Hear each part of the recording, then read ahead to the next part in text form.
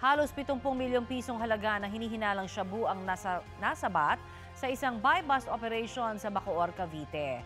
Chris, ano ang paliwanag dyan? Connie, sabi ng tatlong naarestong sospek ay nagdi-deliver lang daw sila. 1 kilo lang ang planong bilhin na nagpanggap na buyer pero nang suriin ng mga otoridad ang dalawa nilang sasakyan, doon natagpuan ng isang timba na may garbage bag na naglalaman ng umano'y shabu na halos 10 kilo. May car shampoo pa sa timba na ayon sa isang sospek ay para hindi mangamoy ang iligal na droga. Maharap sila sa reklamong paglabag sa Comprehensive Dangerous Drugs Act. Sa lungsod naman ng General Trias, natagpuan sa isang bubong ang isang metal box na may iligal na droga. Kwento ng nakatira sa bahay sa mga otoridad, nakarinig sila ng kumalubog mula sa bubong nitong Lunes ng gabi. Nang puntahan daw niya ito, ay nakita niya ang isang babae na humihingi pa ng tulong sa kanya. Pinapasok daw niya ang babae at pinahiram ng tsinelas.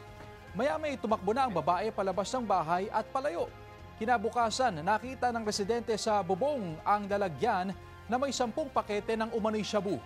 Halos 800 gramo ang timbang nito at may halagang mahigit sa 5 milyong piso. Patuloy pa ang investigasyon.